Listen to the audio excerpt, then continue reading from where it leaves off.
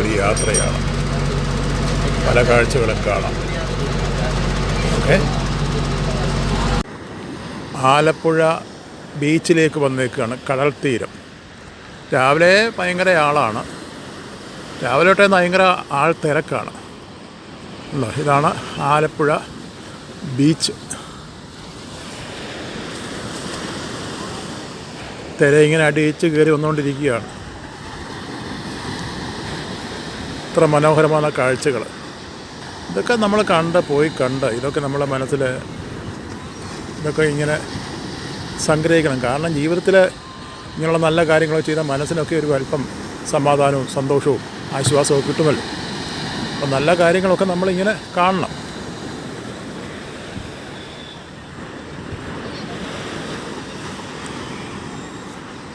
മണൽപ്പാടം കണ്ടോ? മണൽപ്പാടം. പിന്നെ ഒരു മേൽപ്പാലം ഉണ്ട് അവിടെ. അതിൻ്റെ മണ്ടയ്ക്കൂടി ഇങ്ങനെ വണ്ടികൾ വാഹനങ്ങളൊക്കെ പോയിക്കൊണ്ടേയിരിക്കുകയാണ്. അങ്ങാ ദൂരെ കാണുന്നത് ഇപ്പം കടലിനടിയിൽ കൂടെ പോകുന്ന ഒരു യന്ത്രം അവിടെ ഉണ്ട്. അപ്പം അതിനകത്ത് നമ്മൾ പൈസ, അതിന് ഫീസുണ്ട്. 125 രൂപയാണ്. കൊടുത്തു കഴിഞ്ഞാൽ കടലിനടിയിൽ കൂടെ അല്പനാളം നേരം പോയി യാത്ര ചെയ്ത് കടലിനടിയിലെ കാര്യങ്ങളും മത്സ്യങ്ങളെയൊക്കെ കണ്ടേച്ച് നമുക്ക് മടങ്ങി വരാം. അത് നല്ലൊരു കാര്യമാണ്. തിരയടിച്ച് കയറി വരികയാണ്.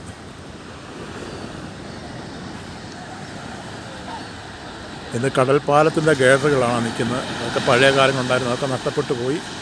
ഇപ്പോൾ ഒന്നുമില്ല. രാവിലെ വന്ന് കുടയും ചൂടിയൊക്കെ ഓരോരുത്തരിയ്ക്കുക. ആ കാഴ്ചകൾ കണ്ടുകൊണ്ടിരിക്കുക. കുടയും ചൂടിയിരുന്നുള്ള ആ കാഴ്ചകൾ കണ്ടുകൊണ്ടിരിക്കുക. തിരയടിച്ച് കയറി വരിക. തിര ഇങ്ങനെ കയറി വരികയാണ്. തിര വന്ന് അടിയിച്ച് കയറി വരികയാണ്. ഇതാ എൻ്റെ അടുത്തോട്ട് തിര വരുന്നുണ്ട്.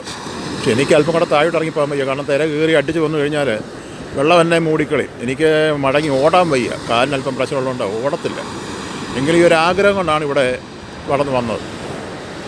ഇവിടെ നമുക്കിപ്പം രാവിലെ 10 മണി ആയതേ ഉള്ളൂ.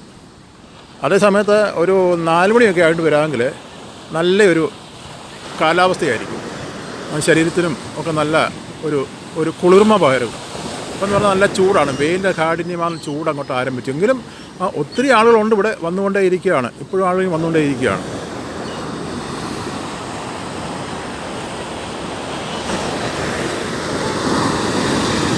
ഞാനിതിന് മുമ്പ് 2-3 പ്രാവശ്യം ഇവിടെ വന്നിട്ടുണ്ട്. ചില വർഷങ്ങൾക്ക് മുമ്പ് 2-3 പ്രാവശ്യമൊക്കെ വന്നിട്ടുണ്ട്. അതൊക്കെ വന്നെന്ന് പറഞ്ഞാൽ ഒരു ഉച്ച കഴിഞ്ഞാൽ വന്നത്. അപ്പം നല്ല ആളുകളും ആൾത്തിരക്കുകളൊക്കെ ആയിരുന്നു.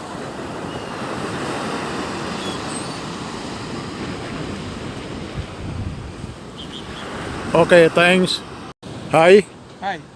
ആ, എന്താ പേരെന്താ? എൻ്റെ പേര് സന്തോഷ്. സന്തോഷ്. ഇവിടെ എന്തോ വർക്ക് ചെയ്യുന്നു? ഞാൻ ഈ ലൈഫ് ഗാർഡാണ്.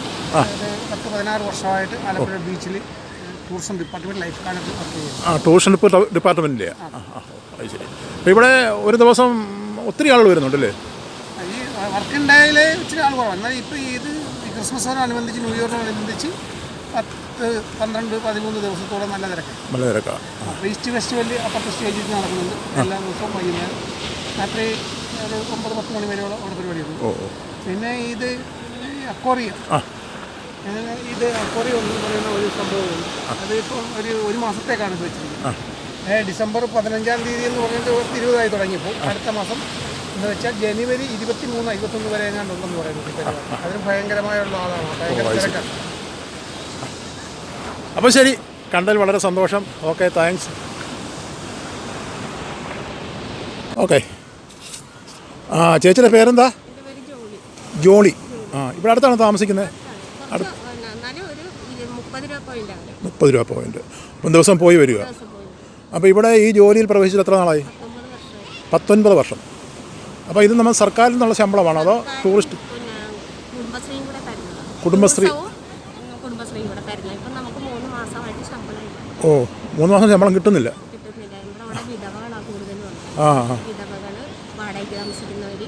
ഒത്തിരി പാവങ്ങളാണ്. ഇവിടെ ജീവിക്കുന്നവരുണ്ട്. ഒത്തിരി പേരുണ്ട്. നമ്മൾ ആലപ്പുഴയിൽ 54 പേരുണ്ട്. ഓ അത് ശരി. ഇവിടെ 44 പേരുണ്ട്. ആക്ക് പെൻഷൻ പോയില്ല. പിന്നെ അപ്പോൾ ഇവിടുത്തെ ഈ കച്ചറകളെല്ലാം നമ്മൾ പറക്കി വൃത്തിയാക്കണം അല്ലേ? വൃത്തിയാക്കി ആലപ്പുഴ ബീച്ച് ഏത് ഗസ്റ്റ് അത് നമ്മൾ ക്ലീൻ ചെയ്യുക. ഏത് ഗസ്റ്റ് വന്നാലും പറയും സൂപ്പർ ക്ലീൻ ആണെന്ന് പറയും. അവർ പറയുന്ന നല്ല ക്ലീനാണ്, വൃത്തിയാണെന്ന്. എല്ലാ ബീച്ചിലേലും നല്ല ഇതാണെന്ന് ഓ പറയും. അത് ശരി. അത് നമ്മൾ ചെയ്യുന്ന ആ പ്രവൃത്തിയുടെ ഫലം പോലെ ഇരിക്കും. ആ നമ്മൾ നല്ല ക്ലീൻ ചെയ്ത് നല്ല വൃത്തിയാക്കി എല്ലാ ആൾക്കാരും പറയും നല്ല വൃത്തിയായിട്ടാണ് ചെയ്യുന്നത്. പിന്നെ ഞങ്ങൾക്ക് വേറെ ആനുകൂല്യങ്ങളൊന്നുമില്ല. ഒന്നുമില്ല. ഇത് കിട്ടുന്നതുകൊണ്ട് മാത്രം നമ്മുടെ കാര്യം. വീട്ടിലെ പിന്നെ മക്കളും ഭർത്താവും ഒക്കെ മത്സ്യത്തൊഴിലാളികൾ കടലിൽ മീൻ പിടിക്കാൻ പോവാം. ഓ ആ അത് കിട്ടിയാൽ കിട്ടി, ഇല്ലെങ്കിൽ ഇല്ല. നമ്മളപ്പോൾ ഒത്തിരി വിഷമിച്ചിരിക്കുന്നവരാണ്. ഓക്കെ. സാമ്പത്തികമായിട്ട് ബുദ്ധിമുട്ടും പ്രയാസങ്ങളൊക്കെ ഉള്ളവരാണ്. ഇതുകൊണ്ട് കഴിയുന്ന ഞാൻ പറഞ്ഞില്ലേ സാറേ, ആ നമ്മൾ അതെ അതെ അതെ. വേറെ ഗവൺമെൻറ് ജോലിയൊന്നുമില്ല. നമ്മുടെ മക്കളൊക്കെ പഠിക്കുന്ന കുഞ്ഞുങ്ങളാണ്. 4 മക്കൾ, എനിക്ക് 4 മക്കളുണ്ട്. പഠിക്കുന്ന കുഞ്ഞുങ്ങളാണ്. അങ്ങനെയുള്ള ബുദ്ധിമുട്ടുകളൊക്കെ ഒരുപാടുണ്ട്. നമ്മൾ മുഖം അല്പം ഒന്ന് കാണിച്ചു തരേ. ഒരുപാടുണ്ട്. അങ്ങനെയൊക്കെയാണ് നമ്മൾ ജീവിക്കുന്നത്. ഓക്കെ ഓക്കെ, കണ്ടേ വളരെ സന്തോഷം. ഓക്കെ. സാറ് ഇവിടുന്ന് വരുന്നത്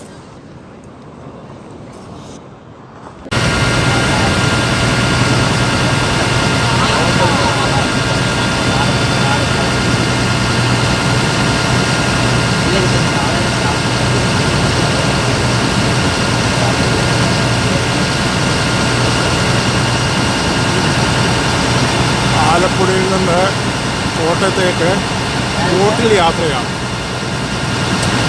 വേമ്പനാട്ട് കായലിൽ കൂടെ ബോട്ടിൽ കൂടെ യാത്രയാണ്.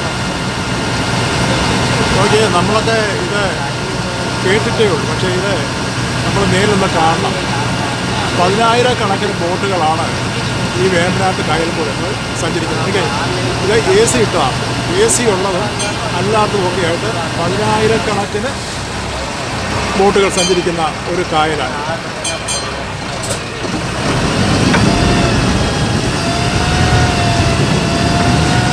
ആ കാണുന്നത് ഒരു ബോട്ടാണ്. പക്ഷെ നമ്മളത് വെളിയിൽ നിന്ന് കണ്ടാൽ അത് ഒരു വില്ലയാണെന്ന് തോന്നും. വില്ല.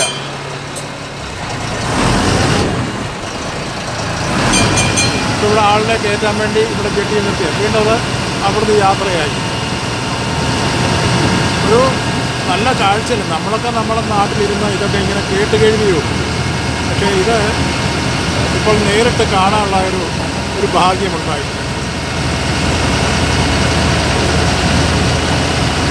ആണ്ടിലൊരിക്കൽ വന്നിട്ട് ഇങ്ങനെയുള്ള സാഹചര്യങ്ങളൊക്കെ വന്ന് കാണുകയും അത് ആസ്വദിക്കുകയൊക്കെ ചെയ്യണം.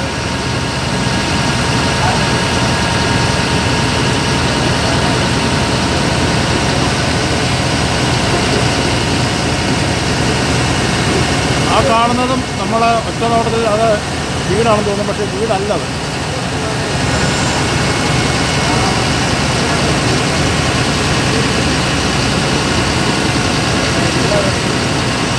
ബോട്ടിൻ്റെ ഒരു കൂമ്പാരം. എത്ര എണ്ണം ആ നിരന്ന് കിടക്കുന്നറിയാം. എത്ര ബോട്ടാണ് നിരന്ന് കിടക്കുന്നറിയാം. ഈ കായലിൽ ബോട്ട് മാത്രമേ വേറൊന്നുമില്ല. 10,000 അല്ല, അതിൽ കൂടുതൽ. ഇപ്പം തന്നെ ഞങ്ങളവിടെ തിരിച്ചതിന് ശേഷം ഇത് 2 വഴിയായിട്ട് ഇവിടെ തിരിഞ്ഞ് പോകും. ആ കാണുന്നൊരു ബോട്ടാണ്, ഒരു ഹൗസ് ബോട്ട്. ഇവിടുന്ന് വേറൊരു വഴിയായിട്ട് തിരിഞ്ഞ് പോവുകയാണ്. ഇത് നമ്മൾ കോട്ടയത്തേക്കുള്ള റൂട്ടാണ്, വഴിയാണ് ഈ കാണുന്നത്. വേമ്പനാട്ട് കായലിൽ കൂടെ കോട്ടയത്തേക്ക് ആലപ്പുഴയിൽ നിന്നൊരു യാത്ര. ഈ പോകുന്ന വഴിക്കൊക്കെ ഒത്തിരി ബോട്ടുകൾ കാണുവാനുണ്ട്. നല്ല ടൂറിസ്റ്റുകളൊക്കെ, അനേകം ടൂറിസ്റ്റുകൾ വന്നിട്ട് അവർ കണ്ട് ആസ്വദിച്ച് പോകുന്ന ഒരു സ്ഥലമാണ്. അതെ, നമ്മുടെ കേരളത്തിലെ വനമേഖല ഇല്ലാത്ത ഒരു ജില്ലയാണ് ആലപ്പുഴ ജില്ല എന്ന് പറയുന്നത്. വനമേഖലയില്ല ഈ ജില്ലയിൽ. ഇന്ന് സ്കൂളിലൊക്കെ പഠിക്കും പല പിള്ളേരോടും ചോദിക്കാറുണ്ട്, കേരളത്തിൽ വനമേഖല ഇല്ലാത്ത ജില്ലയാണെന്ന് ചോദിച്ചാൽ ചിലരിന്ന് പറയും അറിയത്തില്ല. പക്ഷേ കേരളത്തിൽ വനമേഖല ഇല്ലാത്ത ഒരു ജില്ലയെന്ന് പറയുന്നത് ആലപ്പുഴ ജില്ല മാത്രമേ ഉള്ളൂ. എത്ര മനോഹരമാണ്. ഓരോ വീടിൻ്റെയും വാതിക്കലും ഈ ലൈനാട്ടം കിടക്കുകയാണ് ബോട്ടുകൾ.